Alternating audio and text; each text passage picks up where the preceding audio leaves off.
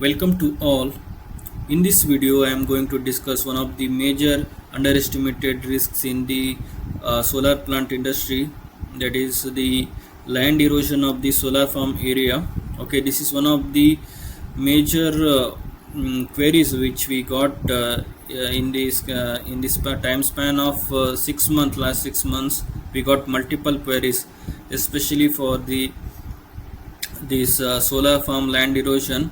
So when the severe storm comes, not only it floods the farm area, but it also erode the soil which is there in natural soil in the solar plant area. So it is the image you can see on the screen is a typical case which has happened in multiple solar plant areas. So what it does, when severe storm comes, it has some high velocity, so that high velocity of the water erode the surrounding soil. As a result, the whatever the solar panel holding pile is there, so that pile get the bearing holding capacity of the pile get reduces due to this erosion of the rainwater, and it dislocates the solar piles from its location. So this is actually a sample image, or you can say typical image from the solar plant area when it is subjected to severe flooding. So what I do in this video, so I will make you to understand how can we calculate the erosion criteria. So how much is the possible erosion in a solar plant based on the climatic condition and the topographical condition. So based on which we'll understand whether we will have to provide some any soil erosion controlling practices or not. In this part of the video, I brought you a case study example. There is a ongoing solar plant planning work is going on in Maharashtra. I'll show you that location. So this is a proposed location for solar plant development. I will tell you on my right, you can see the solar plant physical and climatic features. So the solar plant area is around 19 acres. It's having an average slope of 3%. And peak rainfall is around 150 mm in a day, and the normal annual rainfall it's around 826 mm. And the soil type, when we visited the site, what we observed, the soil is kind of a loamy texture in a nature. And the slope length is 364 meter. The slope length is nothing but the distance between the highest elevation point to the lowest elevation point. So here you can see I have marked HP, that is the highest elevation point, and LP. So the length between HP and LP is nothing but the slope length. 364, and the slope and the elevation difference and the slope is nothing but the 3% slope. So what I do here, so I will use the widely used formula, that is nothing but universal soil loss method, to estimate how much quantity of the sediment discharge which is getting eroded. So based on this, if the sediment erosion capacity of the site is more, so that says that the site is highly susceptible to land erosion. In that case, we have to invest our budget or allocate our budget in the erosion prevention measures or structure measures. So what that include your check dam. So check dam is the most widely used land erosion measures which is applied in the agriculture field and even in the solar farm area. So here I have this equation, that is the average annual soil loss, that is in terms of ton per hectare per year. So for that I need to use this formula, R into K into LS into C into P.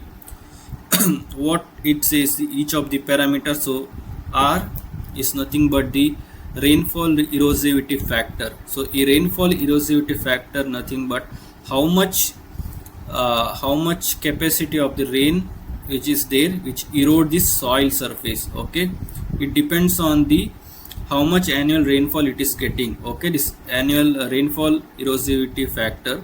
Okay, and the second one is the soil erodibility factor. So it is now solely based on the soil characteristics, what type of soil it is.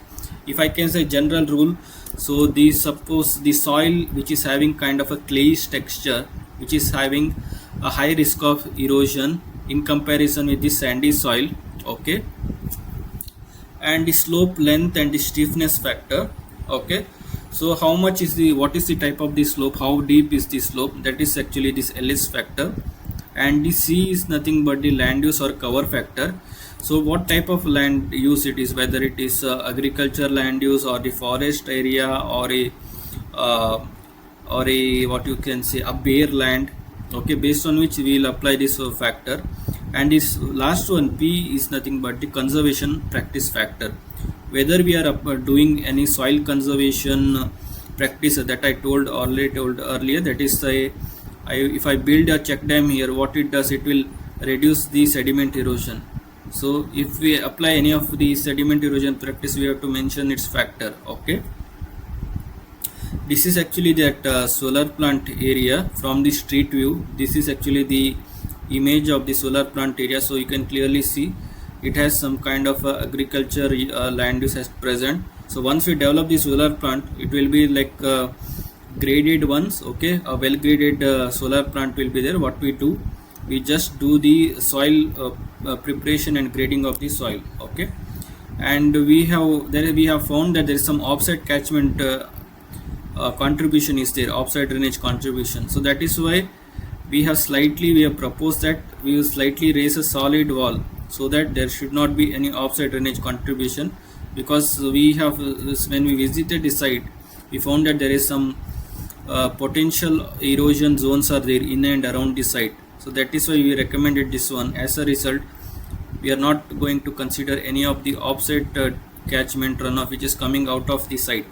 Okay, so this is actually about the grading of the typical grading of the solar plant area. So it is not going to be a floor area, it is not going to a cemented area, it's just going to be a soil which is slightly prepared in a leveled manner. Okay, so you can clearly see here the soil prepared in a leveled flooring manner. Okay, and these are the each factor which I already told earlier. This for the calculation of the land erosion which is taking place in a solar plant area.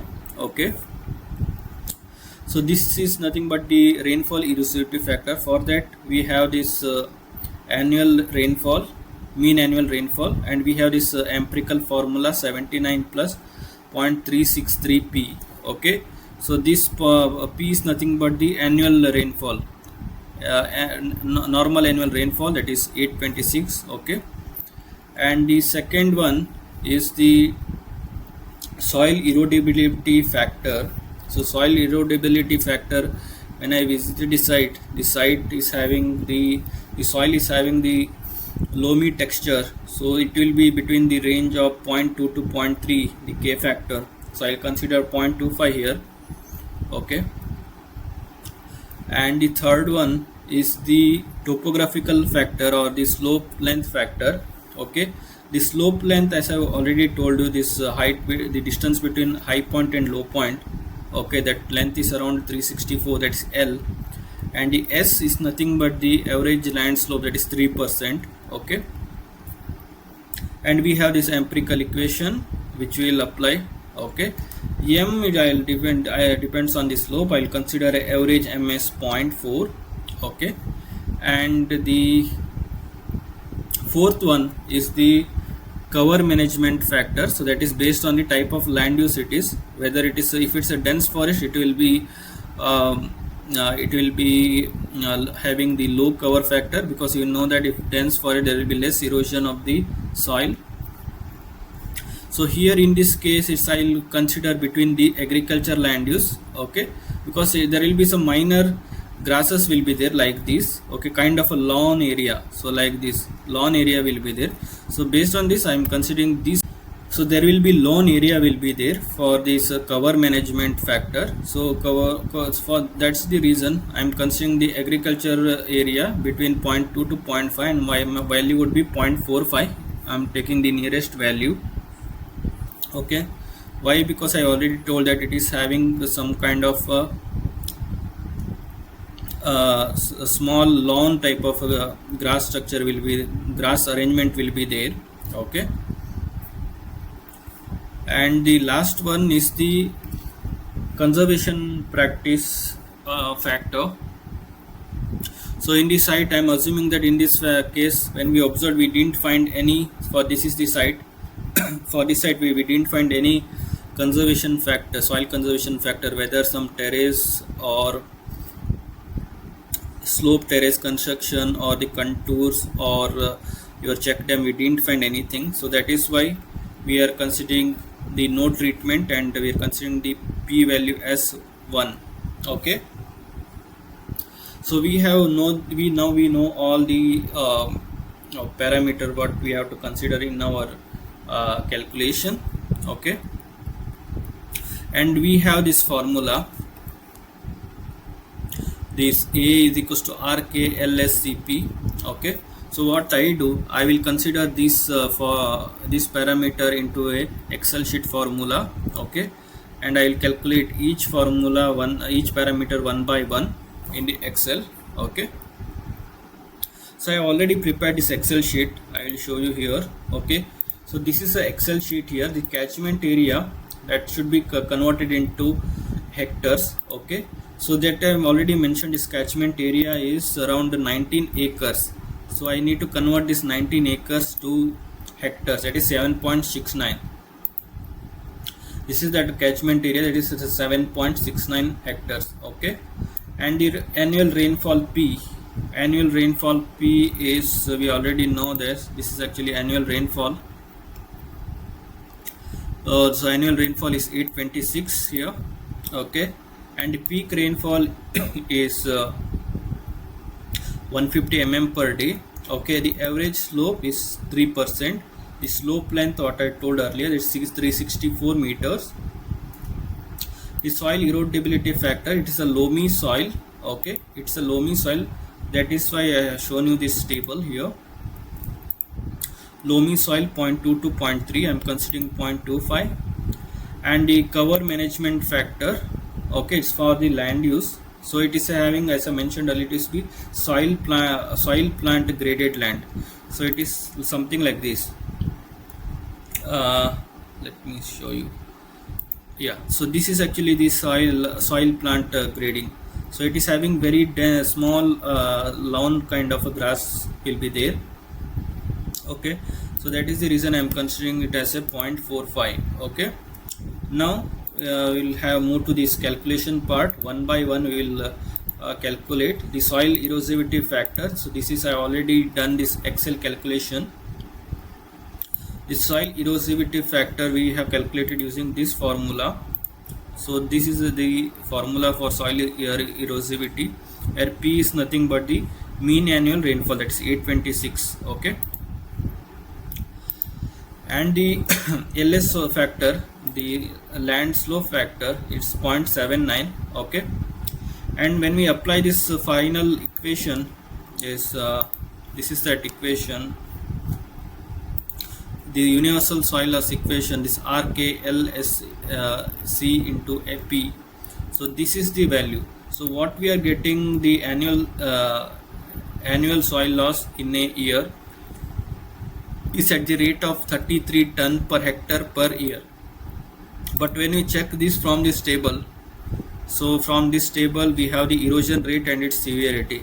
If it is less than 5 ton per hectare per year, it is low risk area from the sediment erosion point of view. But here it is around almost more than 20 ton per hectare per year. That is very severe from the land erosion point of view. So this means this proposed site, if we develop in future, or which we are going to develop in any case, so which has high risk of land erosion.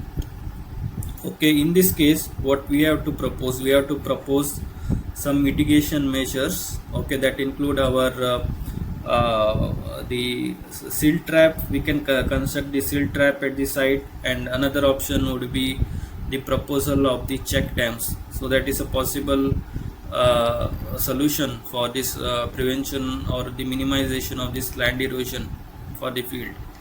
Okay, so this is how we can minimize uh, the the land erosion risks in the solar PV site. Okay, so do let me know if you have questions. Thank you for watching.